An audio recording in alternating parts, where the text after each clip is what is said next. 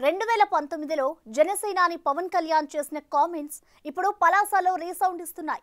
ప్రస్తుత డిప్యూటీ అప్పటి ఎన్నికల ముందు టీడీపీ నేతలపై చేసిన వ్యాఖ్యల చుట్టూనే ఇప్పుడు అక్కడ రాజకీయం నడుస్తోంది. ప్రస్తుత పలాస గౌతు శిరీష, మాజీ మంత్రి సిదిరి అప్పలరాజులు ఆ వ్యాఖ్యలకు సంబంధించి ఒకరిపై ఒకరు తీవ్ర విమర్శలు గుప్పించుకుంటున్నారు. అసలు పవన్ కళ్యాణ్ అప్పుడు చేసిన కామెంట్స్ ఏంటి, ఇప్పుడు నడుస్తున్న రాజకీయం ఏంటి?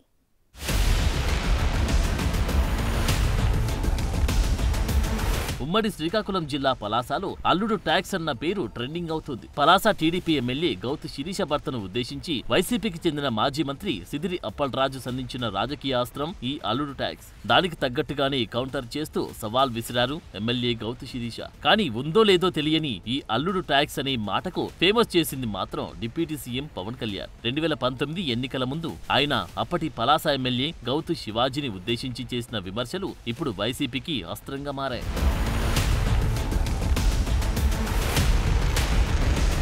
2014 నుంచి 19 మధ్య ఎమ్మెల్యేగా పనిచేసిన గౌతు శివాజీపై పవన్ కళ్యాణ్ అప్పట్లో అవినీతి ఆరోపణలు చేశారు. పలాసలో ఆయన అల్లుడు ట్యాక్స్ వసూలు చేస్తున్నారని విమర్శించారు. గౌతు శివాజీ అల్లుడు ప్రస్తుత ఎమ్మెల్యే శిరీష భర్త యార్లగడ్డ వెంకన్న చౌదరిని ఉద్దేశించి తీవ్ర స్థాయిలో విమర్శలు గుప్పించారు. ఇసుక గ్రావెల్ అక్రమ రవాణాలతో సొమ్ములు పోగు చేసుకున్నారని పవన్ కళ్యాణ్ అప్పట్లో ఆరోపించారు. అయితే ఇప్పుడు రాజకీయం మారింది. రాజకీయ పరిణామాలు మారాయి. అప్పటి శత్రువులు ఇప్పుడు మిత్రులయ్యారు. టీడీపీ అధ్యక్షుడు చంద్రబాబు, జనసేన అధినేత పవన్ కళ్యాణ్లు ముఖ్యమంత్రి, ఉప ముఖ్యమంత్రులుగా కలిసి పనిచేస్తున్నారు. అయితే అప్పుడు సెగలు రాజేసిన పవన్ కామెంట్స్ మాత్రం ఇప్పటికీ నిప్పును రగుల్చుతూనే ఉన్నాయి.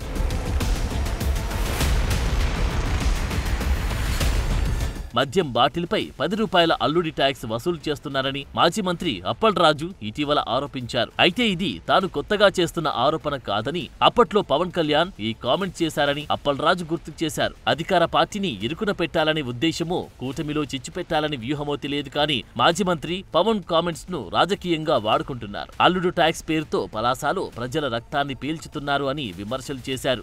శివాజీ గారు ఆయన అల్లుడు అనేకమైనటువంటి వ్యాపారాల మీద అదనంగా వసూలు చేశారు. నేను చెప్పిన మాట కాదు, ఇది పవన్ కళ్యాణ్ గారు చెప్పిన మాట. దానికి ఆయన పెట్టిన పేరు అల్లుడు ట్యాక్స్ అని. మరి ఇప్పుడు కూడా అదే జరుగుతుంది. నిన్న మొన్న ఎవడ అంటున్నాడు, దమ్ముంటే ఆధారాలు చూపించండి అనుకొని చెప్పి. ఏమి నాకు అర్థమవుతుంది అసలు. మీకు ఒక చిన్న ఫోటో చూపిస్తున్నాను మీకు. నేను ఈయన పేరు దువ్వాడ నాగరాజ్ హరికృష్ణ. దువ్వాడ నాగరాజ్ హరికృష్ణ ఈయన పేరు. ఈయన ఒక రైల్వే ఎంప్లాయీ, సోషల్ కాన్షియస్నెస్ ఉన్నటువంటి అబ్బాయి.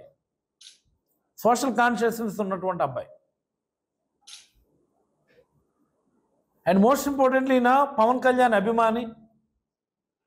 జనసేన పార్టీ అంటే పీకోసుకుంటాడు ఈయన. ఈయన స్వయంగా ఆయన సోషల్ మీడియాలో పెట్టినటువంటి పోస్ట్, ఐఎమ్ ద విక్టిమ్ అని, నేనే బాధితుడిని. ఈయన పెట్టింది ఏంటి, నాకు కూడా ట్యాగ్ చేశాడు అందులో లెటర్లో. ప్రతిపక్ష నాయకులు మీరు ఎందుకు ప్రశ్నించడం అనుకొని చెప్పి. చూసుకోండి, ఈయన నేనే విక్టిమ్ అని చెప్పి ఏంటి, ఒక బాటిల్ ఏమో 920 రూపాయలు ఎంఆర్పి 920 రూపాయలు అయితే ఈయన పే చేసింది 940 రూపాయలు. అప్పలరాజు ఆరోపణలపై గౌతు శిరీష తీవ్ర స్థాయిలో మండిపడ్డారు. తన హయాంలో అవినీతి జరిగిందని నిరూపిస్తే గౌతు కుటుంబం శాశ్వతంగా రాజకీయాల నుంచి తప్పుకుంటుందని సవాల్ విసిరారు. అప్పలరాజు అవినీతిని తాను ఎప్పుడో ఆధారాలతో సహా ప్రజల ముందు ఉంచానని, అందుకే ఆయన 40,000 పైచిలుకు ఓట్ల తేడాతో చిత్తుగా ఓడిపోయారని కౌంటర్ ఇచ్చారు. అలాంటాయన తాను చేసిన తప్పిదాలకు సగం గుండు కొట్టించుకొని తన ఇంటి ముందు చెప్పుతో కొట్టించుకొని ప్రజలకు క్షమాపణలు చెప్పాలని డిమాండ్ చేశారు. 4 సంవత్సరాలు అప్పలరాజు చేసింది ఏంటండి? మాట్లాడితే చంద్రబాబు నాయుడు గాని, లోకేష్ గాని, పవన్ కళ్యాణ్ గాని తిట్టడం తప్పితే ఏది నువ్వు చేసిన అభివృద్ధి? కిడ్నీ హాస్పిటల్ అనేది ఒక బిల్డింగ్ కట్టి చూపించావు. ఏది నువ్వు చేసిన అభివృద్ధి? సంవత్సరంలో నేను చేసింది ఈరోజు నీకు చూపిస్తున్నాను. నిజాయితీగా ఉన్నాను కాబట్టి ఇంత ధైర్యంగా పలాస ప్రజల ముందుకు వచ్చాను. నాకు ఓటేసిన వారికి నేను ఈరోజు బాధ్యురాన్ని. వాళ్ళకి ప్రతి హామీలను నెరవేర్చే బాధ్యత నాకుంది. నేను తప్పు చేస్తే అడిగే హక్కు వాళ్ళకి మాత్రమే ఉంది. చెప్పాను కదా, తప్పు చేసిన రోజు నా కుటుంబ సభ్యులు కానీ నేను కానీ ఎవరు తప్పు చేశారని మీరు నిరూపించిన రోజు రాజకీయాల నుండి శాశ్వతంగా నాతో పాటు గౌతు కుటుంబం కూడా తప్పుకుంటుంది.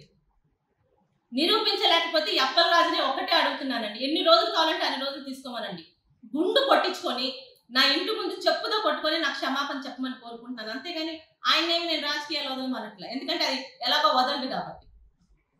కానీ నాకు నా నిజాయితీ మీద, నా కుటుంబ సభ్యుల నిజాయితీ మీద అంత నమ్మకం ఉంది. అవినీతి ఆరోపణలపై గౌతు శిరీష విపక్షానికి గట్టిగానే సమాధానం చెప్పినప్పటికీ ఆరోపణలకు బీజం వేసిన పవన్ కళ్యాణ్ పేరు మాత్రం ప్రస్తావించడం లేదు. ఆమె కౌంటర్లన్నీ వైసీపీ వైపే ఉంటున్నాయి. కానీ పవన్ కళ్యాణ్ కూడా ఆ ఆరోపణలు చేశారు కదా అంటే ఆమె రియాక్ట్ అవ్వడం లేదు. సిదిరి అప్పలరాజు మాత్రం అప్పటి జనసేనాని డైలాగ్స్ పట్టుకుని గౌతు కుటుంబంపై బురద జల్లే ప్రయత్నం చేస్తూ ఉండడం చర్చనీయాంశంగా మారింది.